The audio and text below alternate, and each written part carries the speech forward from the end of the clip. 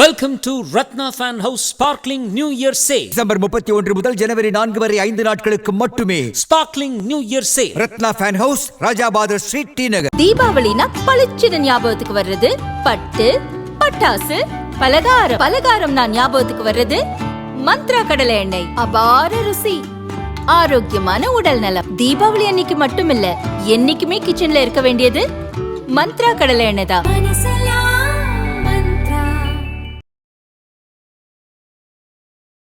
சுத்தமான தமிழ் பெயரில் இருக்கக்கூடிய ரெட் ஜெயிண்ட் என்கின்ற நிறுவனம் தான் தமிழுக்கு ஆதரவா, ஹிந்திக்கு எதிர்ப்பா, மொழி பிரச்சனைக்கு ஆதரவா ஒரு திரைப்படம் எடுக்கிறாங்க. 26-27 வயசு பையன், அவனுக்கு எப்படி 200 கோடி பணம் கிடைச்சது?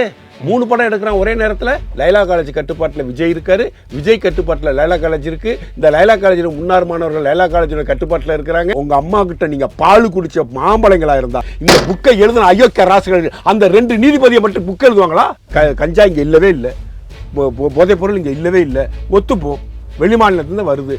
பார்டரில் இருக்கிற போலீஸ்காரன் என்ன பண்ணிட்டு இருக்கான்? முத்துவேல் கருணாநிதி ஸ்டாலினோட ஆட்சி அதிகாரம் இங்கே நடைபெறவில்லை. இங்கே நடைபெறுவது காவல்துறையினுடைய ஆட்சி. இந்த ஆட்சி மக்களுக்கு கேடான ஆட்சி. தினமலர் நேயர்களுக்கு வணக்கம்.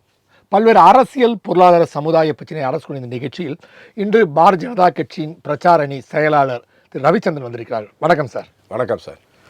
சார், இப்போ பரபரப்பாக தமிழையே திருப்பி கொண்டு வருவதற்கான முயற்சி நடந்துகிட்ருக்கு. அதாவது என்னமோ தமிழ் காணாமல் போன மாதிரியும், நாங்கள் ஹிந்தியை ஒழிக்க போகிறோம் அப்படின்னு சொல்லியும், வருகின்ற தேர்தலை ஒட்டி Parasakthi, the world of Parasakthi அப்படின்லாம் ஒரு பரபரப்பாக பேசப்படுகிறது.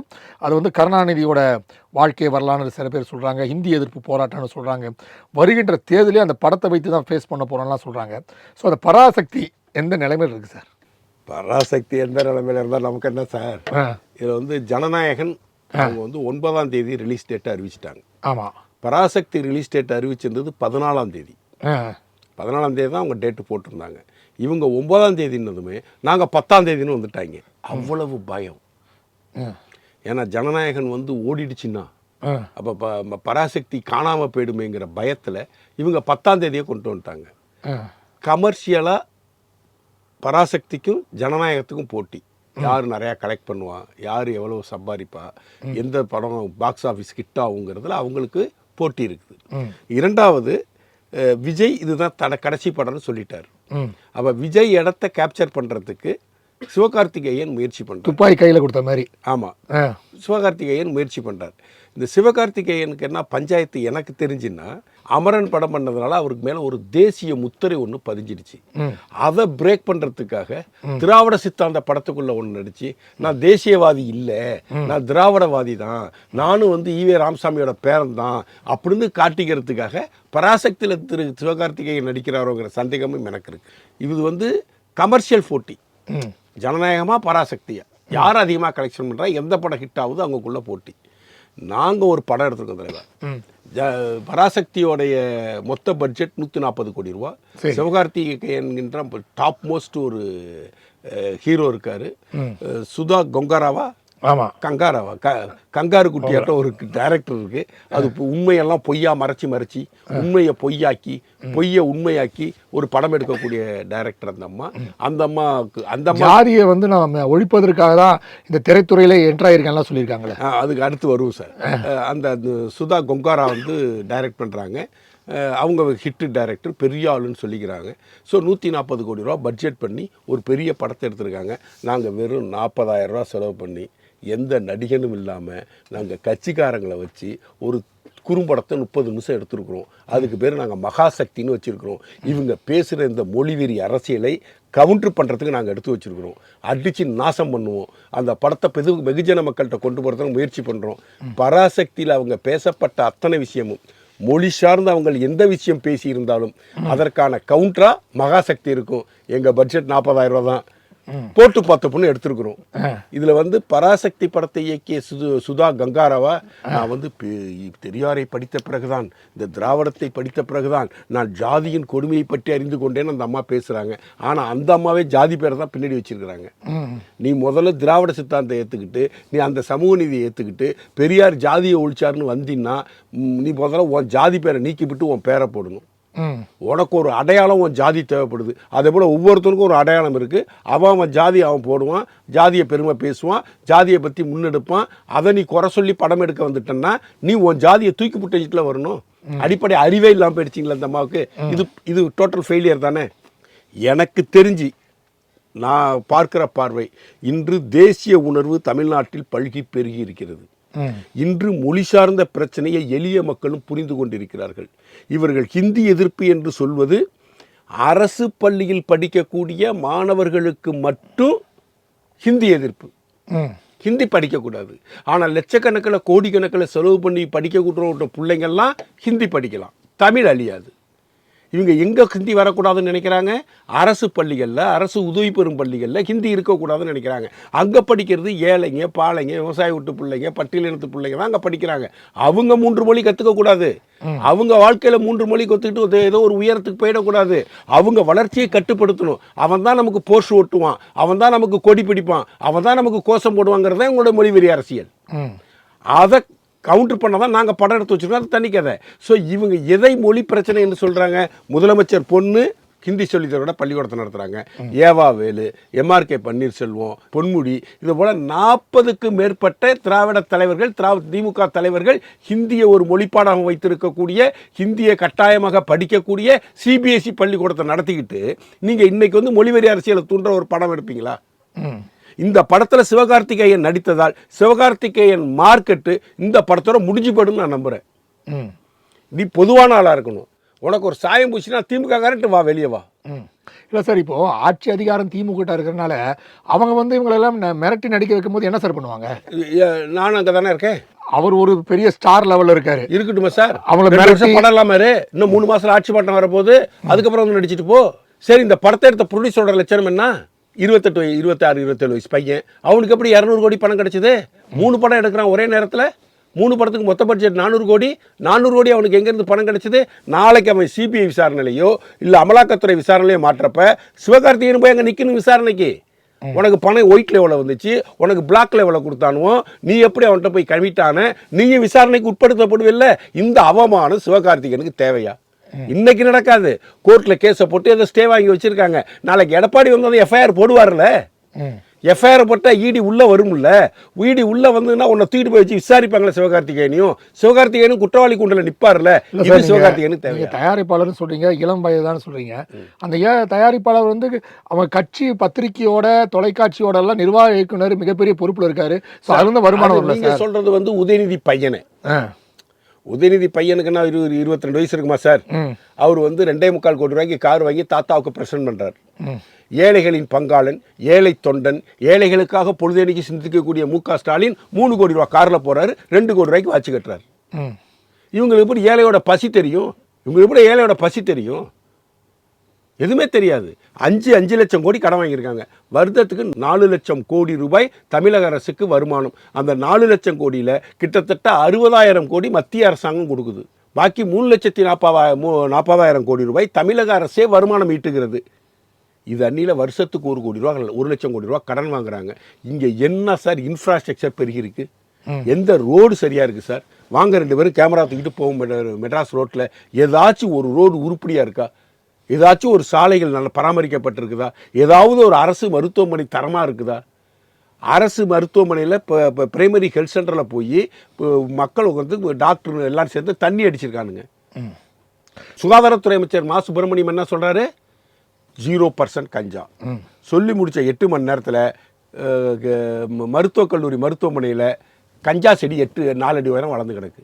மருத்துவக் கல்லூரி மருத்துவமனையிலேயே உங்களுக்கு வந்து கஞ்சா செடியை வளர்த்து நீங்கள் போதையை பரப்பிக்கிட்டு நீங்கள் 0% கஞ்சா சொல்கிறீங்க. இதுதான் திராவிட அரசியலுடைய லட்சணம்.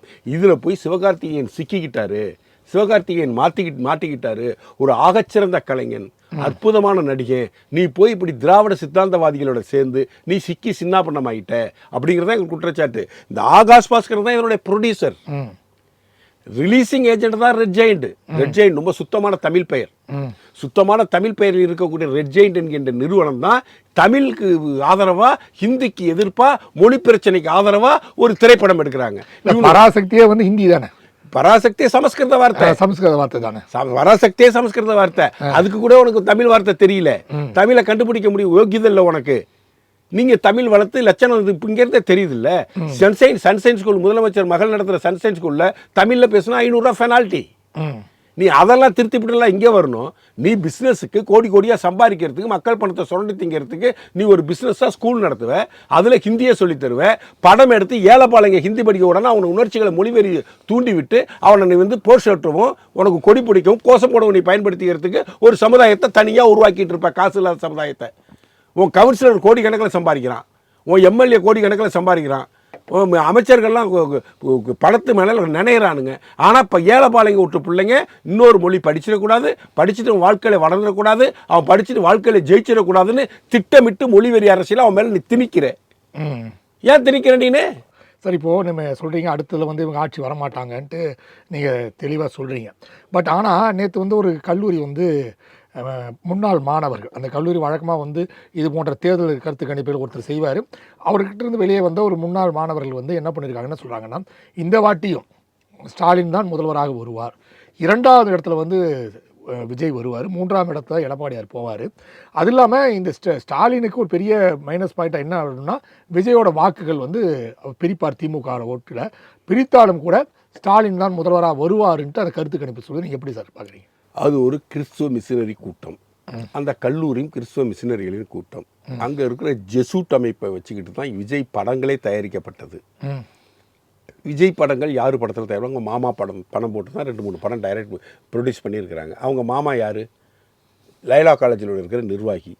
அவருடைய கட்டுப்பாட்டில் தான் லைலா காலேஜ் இயங்குது, அவருடைய கட்டுப்பாட்டில் தான் ஜெசூட் அமைப்பு இயங்குது, அவருடைய கட்டுப்பாட்டில் தான் வந்து அங்கே இருக்கிற ஃபண்டிங் ஃபுல்லாக அவங்க தான் கட்டுப்படுத்துகிறாங்க. இது குறித்து திரு மாரிதாஸ் அவர்கள் தொடர்ந்து 4 வீடியோ போட்டிருக்காரு. அப்படி லைலா காலேஜ் தான், லைலா காலேஜியை விஜய் குரூப்பு, விஜய் குடும்பம் எப்படி அதன் கட்டுப்பாட்டில் வைத்துக்கொண்டு இயங்குகிறது அப்படிங்கிறதுக்கான ஆதாரப்பூர்வமான 4 வீடியோ வெளியிட்டிருக்காரு திரு மாரிதாஸ். அந்த வீடியோவில் சொல்லப்பட்ட கருத்துக்கள் பொய்ன்னு அவங்கள வந்து கேஸ் போடலை மாரிதாஸ் மேலே. என் பெயரை நீ பயன்படுத்தி விட்டாய் அப்படின்னு வழக்கு போடுறாங்க. உன் பெயரை பயன்படுத்தியது சார் தப்பு, ரைட்டு அப்புறம் வச்சுப்போம், நான் சொன்ன கருத்து ரைட்டா பொய்யான்னு மாரிதாஸ் கேட்குறாரு. ஸோ யாருடைய கட்டுப்பாட்டில் விஜய் இருக்கார்? லைலா காலேஜ் கட்டுப்பாட்டில் விஜய் இருக்கார், விஜய் கட்டுப்பாட்டில் லைலா காலேஜ் இருக்குது. இந்த லைலா காலேஜில் முன்னாள் மாணவர்கள் லைலா காலேஜோட கட்டுப்பாட்டில் இருக்கிறாங்க.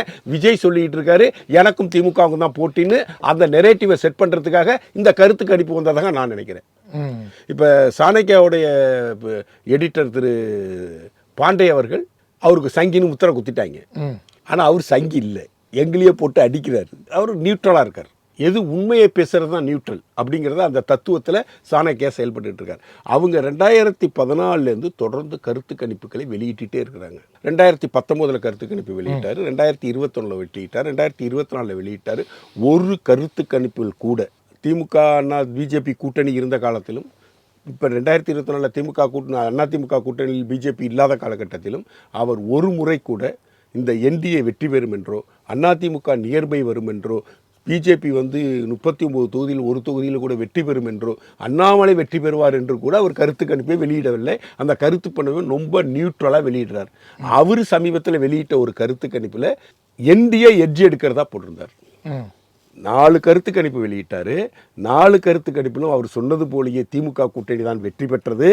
5ஆவதாக இப்போ ஒரு கருத்து கணிப்பு வெளியிடுறார். அந்த கருத்து கணிப்பில் என்டிஏ எட்ஜ் ஓவர் எடுக்குது அப்படின்னு சொல்லி போடுறார்.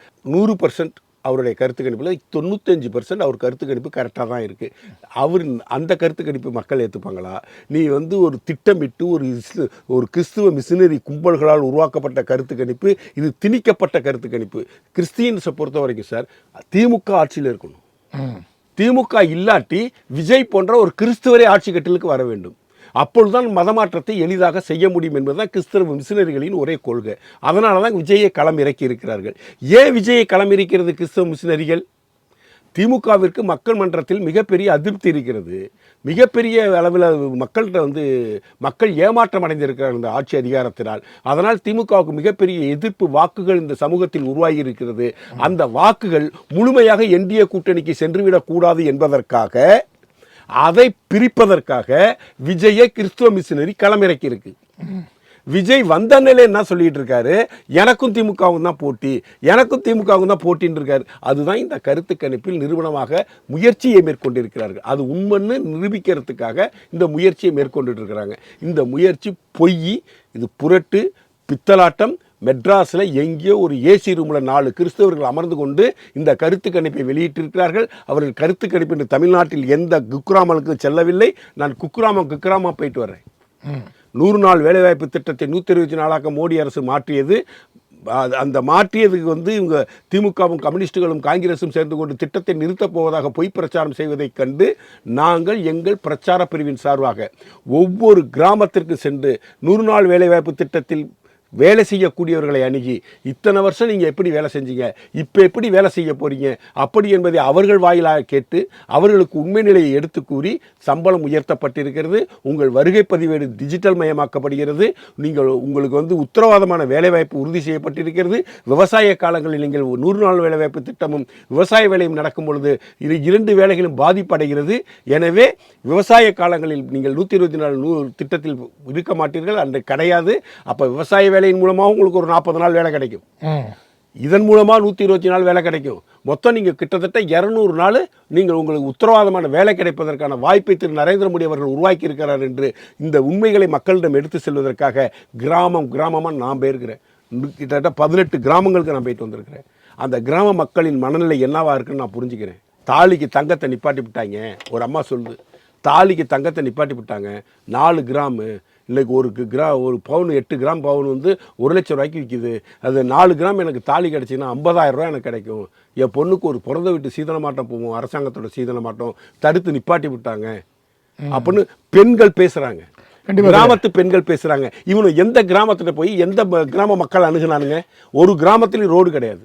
மத்திய அரசு கொடுக்கிற கிராம இணைப்பு சாலை திட்டத்தின் வர பணத்தில் வந்து சுரண்டி திங்கிறானுங்க. எங்கேயாச்சும் ரோடு போட்டு முழுசா 6 மாதம் இருந்திருக்கா சார்? பேண்டைடு ஓட்டுறாப்புல ரோட பேட்ச் ஒர்க் பண்றாங்க சார். இன்னொரு விஷயம் பார்த்தீங்கன்னா, இப்போ அந்த திருப்பரங்குன்றம் நிகழ்வு ஒரு மிகப்பெரிய ஒரு அலையை ஏற்படுத்தியது. அகில இந்திய அளவில் ஒரு பெரிய தாக்கத்தை ஏற்படுத்தியது.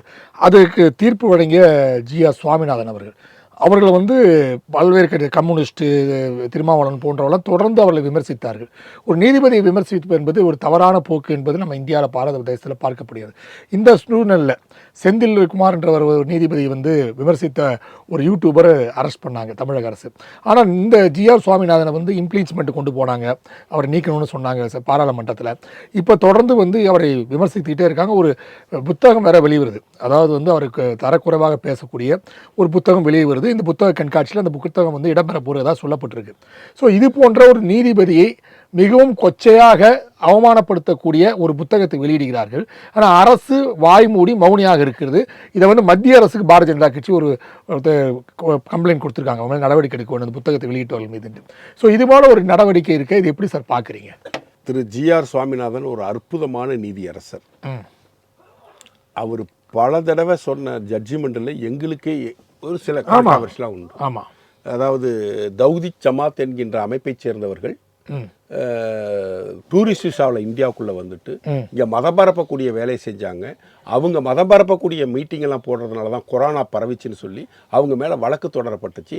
அந்த வழக்கு தொடர்ந்து அவங்க நாட்டுக்கு போக முடியாமல் அரெஸ்டாக இருந்தாங்க. அந்த வழக்கு GR சுவாமிநாதனிடம் வருகிறது. GR சுவாமிநாதன் உடனடியாக அவர்களுக்கு ஜாமீன் வழங்கி அவர்கள் சொந்த நாட்டுக்கு அனுப்பியதற்கான வேலையை அரசாங்கம் செய்ய வேண்டும் என்று உத்தரவிட்டார். ஏன்னா அவங்க டூரிஸ்ட் விசாவில் மதம் பிரச்சாரம் செய்யக்கூடாது, சட்டப்படி தப்பு. அதையும் மீறி வெளிநாடு உறவு கெட்டு போயிடக்கூடாது, அவங்களை அனுப்பி வைங்கன்னு சொல்லி அனுப்பி வச்சார். அதே மாதிரி பார்த்தீங்கன்னா பெருமாள் முருகன் எழுதிய மாத்ருபாகம் அந்த புத்தகத்துக்கு அவர் தான் வாழானார். அந்த புத்தகத்துக்கு ஆதரவாக இவர் செயல்பட்டு அந்த புத்தகம் வெளிவருவதற்கும் அந்த புத்தகத்துக்கு இந்த தடையை நீக்குவதற்கும் அடுமாறுபட்டவர் GR சுவாமிநாதன். இதெல்லாம் நமக்கு எதிரான தீர்ப்பு தான். மைக்கேல் பட்டியில் அந்த புள்ள மதமாற்றத்துக்காக இறந்து போனது, சூசைட் பண்ணி இறந்து போயிடுச்சு. அதுக்கு காரணமாக இருந்த முக்கிய குற்றவாளி ஒரு சிஸ்டர் ஒருத்தர் இருந்தாங்க, அவங்களை அரெஸ்ட் பண்ணியிருந்தாங்க. அரெஸ்ட் பண்ணி தான் இதை விசாரிக்க வேண்டிய அவசியம் இல்லை அப்படின்னு சொல்லி அந்த அம்மாவுக்கு ஜாமீன் கொடுத்தது GR சுவாமிநாதன். இதை போல் அவர் ஆயிரக்கணக்கான ஜட்ஜ்மெண்ட் கொடுத்துருக்காரு. அத்தனை ஜட்ஜ்மெண்ட்டுகளும் அவர்கிட்ட அந்த வழக்குகள் விரைவாக விசாரித்து முடித்து கொடுத்துட்ருக்காரு. அப்படி தான் அவர் இதில் பார்த்தாரு. இவர் ஏனோ தானு குப்பலை குதித்து இந்த ஜட்ஜ்மெண்டெல்லாம் கொடுக்கல, தீர விசாரித்தார். இந்த பிரச்சனை தொடர்பாக வந்த 1932 வந்த ஜட்ஜ்மெண்ட்டின் அடிப்படையிலும் அந்த ஜட்ஜ்மெண்ட்டை தீர ஆராய்ந்து படித்து பார்த்து திருப்பரங்குன்றம் மலை எந்த காலத்திலிருந்து இருப்பதற்கான சான்றுகளை தேடி படித்து அகநானூறு புறநானூறு போன்ற சங்க இலக்கியங்களில் இந்த மலையை பற்றி குறிப்பிட்டப்பட்ட சான்றுகளெல்லாம் தீர்ப்பில் சொல்லி தானே திருப்பரங்குன்ற மலைக்கு ஏறி போய் தர்கா எங்கே இருக்குது, கொடிகம் தீபத்தூண் எங்கே இருக்குது எல்லாத்தையும் அளந்து பார்த்து ஆய்வு பண்ணி இதற்கு மேல் இருக்கக்கூடிய காசி விஸ்வநாதர் கோயில், கீழே இருக்கக்கூடிய விநாயகர் கோயில், அதுக்கு கீழே இருக்கக்கூடிய முருகன் கோயில் எல்லா விதத்திலும் ஆய்வு நடத்தி இறுதியாக ஒரு ஜட்ஜ்மெண்ட்டை கொடுக்குறார். உங்களுக்கு சாதகமான ஜட்ஜ்மெண்ட்டை கொடுக்கவில்லை என்பதற்காக அவர் மீது நம்பிக்கையில்லா தீர்மானத்தை பாராளுமன்றத்தில் கொண்டு வருவீங்க. அது உங்களுடைய உரிமைன்னு வச்சு, ஒரு பாராளுமன்ற உறுப்பினருக்கு உரிமை ஒரு நீதிபதியை பிடிக்கலன்னா அவர் மேலே நீங்கள் நம்பிக்கையில்லா தீர்மானம் கொண்டு வரலாம். அதை முடிவெடுக்க வேண்டியது சபாநாயகர். அவரு தூக்கி விட்டு குப்பை கூட்டப்பட்டு போயிட்டார், அது வேற பிரச்சனை, அது வரப்போகிறதே இல்லை. அது உங்களோட ஜனநாயக கடமை, நீங்கள் செஞ்சீங்க, ரைட்டு. ஒரு நீதிபதியை தனிப்பட்ட முறையில் ஒரு தீர்ப்புக்காக விமர்சனம் செய்வது தவறு என்று வரதராஜன் சாரை அரெஸ்ட் பண்ணீங்க.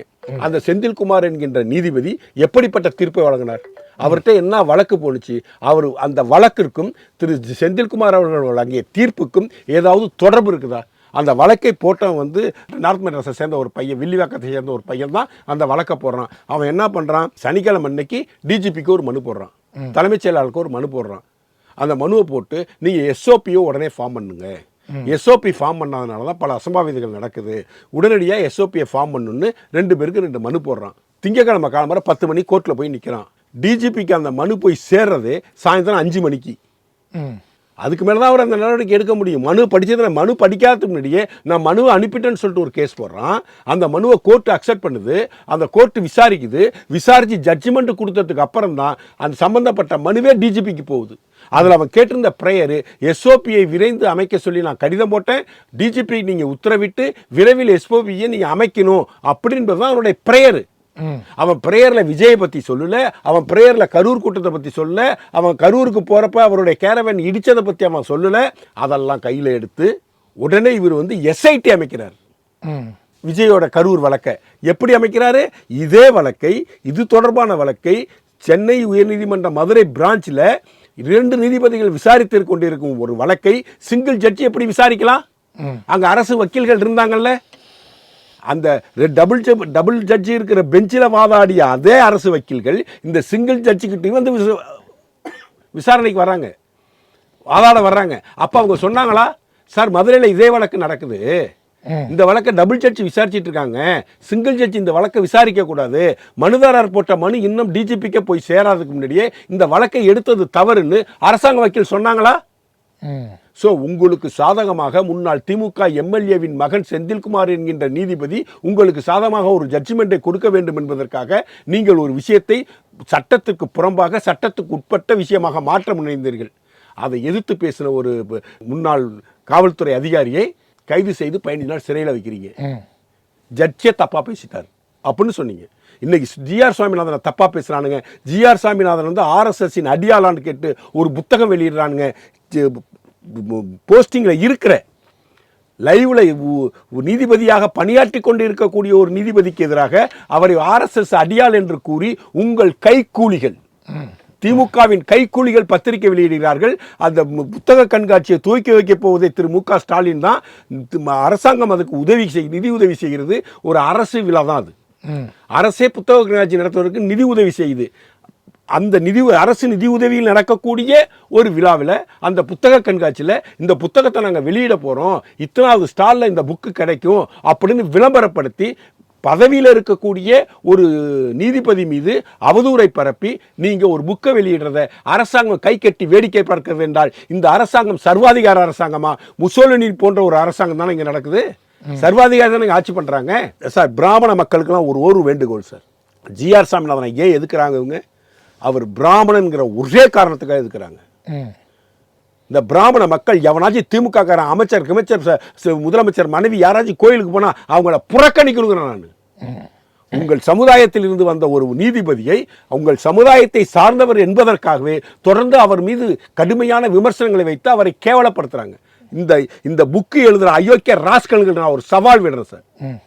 இந்த புக்கை எழுதிய இந்த அயோக்கிய சிகாமணிகளுக்கு என்னுடைய ஒரே கேள்வி, ஜிஆர் சாமிநாதன் ஜட்ஜ்மெண்ட் கொடுத்தார். அந்த ஜட்ஜ்மெண்ட் 3ஆம் தேதி கொடுத்தார். போய் சிஎஸ்ஐ வீரர்களை அழைச்சிட்டு போய் நீங்கள் 10 பேர் போய் தீபம் ஏற்றுங்கன்னு சொன்னார். ஜட்ஜ்மெண்ட் வந்ததுக்கு அப்புறம் 144 போடுறீங்க. அதை எதிர்த்து டபுள் ஜட்ஜி கிட்ட போகுது கேஸு. இந்த தீர்ப்பை எதிர்த்து டபுள் ஜட்ஜி கிட்ட போகுது. ஜெயச்சந்திரன் இன்னொரு நீதியரசர் பேர் எனக்கு மறந்துச்சு, ஜெயச்சந்திரன் கொண்ட அமர்வுக்கு போகுது.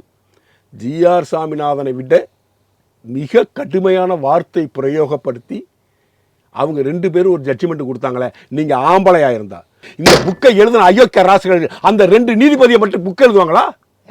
ஜிஆர் சாமிநாதனுடைய ஜட்ஜ்மெண்ட் வந்ததுக்கு வரணும் டபுள் ஜட்ஜ்மெண்ட் கொடுத்தாங்க. அந்த 2 நீதிபதிகளை பத்தி உங்களுக்கு பேசுறதுக்கு யோக்கியதை இருக்கா? ஆம்பளையா இருந்தா எழுதுங்கடா.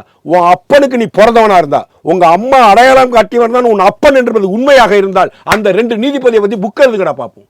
இதுவே என் சவால் சார். சார் அதே மாதிரி இன்னொரு விஷயம் பார்த்தீங்கன்னா, இந்த ஒரிசா ஒரு இளைஞர் வந்து தாக்கப்பட்டார். அவர் வந்து கிட்டத்தட்ட வந்து பெரிய நிகழ்வாக நடந்திருக்கு. கிட்டத்தட்ட 20 வெட்டுன்றாங்க, சில பேர் 30 வெட்டுன்றாங்க. அதுக்கப்புறம் வந்து அவங்க வந்து சீரார் இதுக்கு சிறைச்சாலைக்கு சென்றாங்க. ஒருத்தர் மட்டும் +2 எழுதுறாருன்ட்டு விட்டாங்க. அந்த சீராஜ் என்பவர் இன்னும் உயிரோடு இருக்காரா இல்லையானு கூட இது தெரியல. ஒரு பெரிய மர்மமாக இருக்குது. சில பேர் என்ன சொல்கிறாங்க, சில தொலைக்காட்சியில் இல்லை அவருக்கு காலமாயிட்டாருன்னு சொல்கிறாங்க. சில தொலைக்காட்சியில் வந்து இல்லை அவர் மருத்துவமனையில் இருக்கான்றாங்க. ஆனால் காவல்துறை அதிகாரி என்ன சொல்கிறாரு, வடமண்டல ஐஜி என்ன சொல்கிறாரு, இல்லை அவங்க வந்து நாங்கள் சொந்த ஊருக்கு அனுப்பி வச்சிட்டோன்றாங்க. அதாவது 20-30 வெட்டவர் அடுத்த நாளே சொந்த ஊருக்கு அனுப்பி வச்சிட்டோன்னு ஐஜி சொல்கிறாரு. ஆனால் அந்த நபர் எங்கே இருக்கான்னு இது வரைக்கும் தெரியாத ஒரு சூழ்நிலை. நீங்கள் அதை எப்படி சார் பார்க்குறீங்க? நீங்கள் அந்த வடமண்டல ஐஜி தானே சொன்னார். ஆமாம், இது வந்து தகராறுலாம் கிடையாது. முறைச்சு பார்த்தான் வெட்டி விட்டாங்க. முறைச்சு பார்த்தா வெட்டலாமா?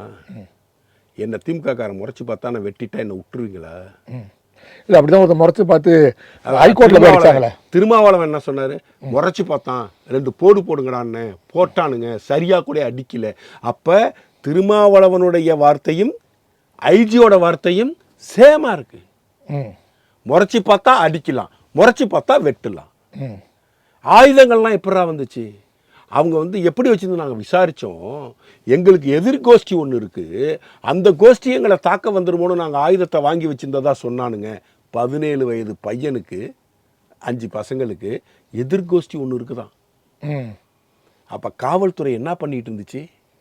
2 கோஷ்டி உருவாயிருக்கு. அந்த 2 கோஷ்டிகளுக்கு 17 வயசு ஆவரேஜ்.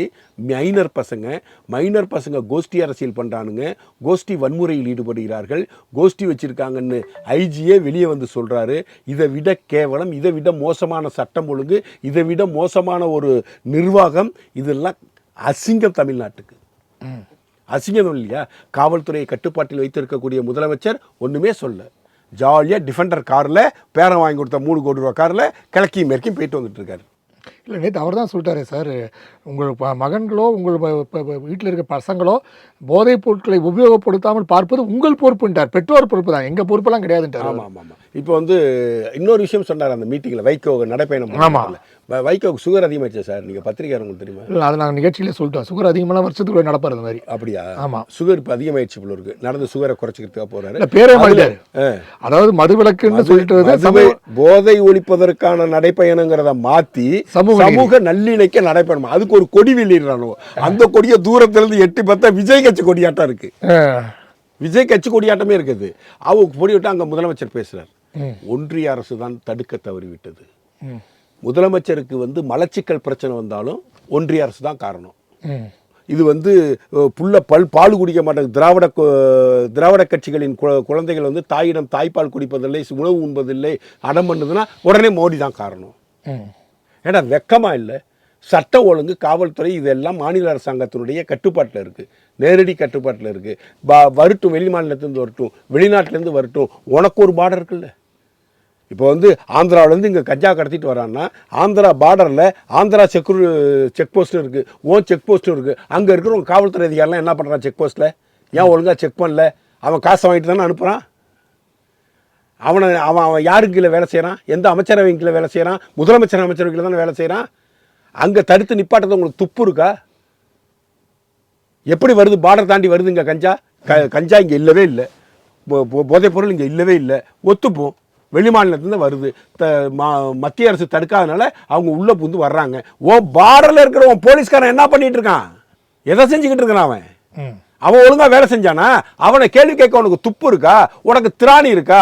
உன் காவல்துறை அதிகாரிகளை கை நீட்டி உன்னை குற்றம் சொல்ல முடியுமா? உன்னால கேள்வி கேட்டிருக்கியா? என்னைக்காச்சும் ஒரு காவல்துறை அதிகாரியை குறித்து நீ கேள்வி கேட்டிருக்கியா? ஆம்ஸ்ட்ராங் கொல்லப்பட்டாரு, குற்றம் சாட்டப்பட்டவர்கள் வந்து தானா சரணடைஞ்சனை கூப்பிட்டு கொண்டு போய் சுட்டு கொண்டுட்டாங்க. கேள்வி கேட்டாரா? ஏர் ஷோ நடந்துச்சு, 5 பேர் செத்து போயிட்டாங்க, 20 பேர் ஹாஸ்பிட்டலைசேஷன். அதை கண்காணிக்க வேண்டிய காவல்துறை உயர் அதிகாரி உங்களோட உட்காந்து ஷோ பார்க்குறாரு. அவரை கூப்பிட்டு கேள்வி கேட்டிங்களா? பெங்களூரில் நடந்துச்சா கிரிக்கெட் ஸ்டேடியத்தில் நடந்த பிரச்சனைக்கு அடுத்த நாள் எல்லாரையும் சஸ்பெண்ட் பண்ணாங்கல்ல, அதே போல் தமிழ்நாட்டில் நடந்திருக்கா? இங்கு நடப்பது காவல்துறையின் ஆட்சி, முதலமைச்சர் மு.க. ஸ்டாலின் ஆட்சி அல்ல.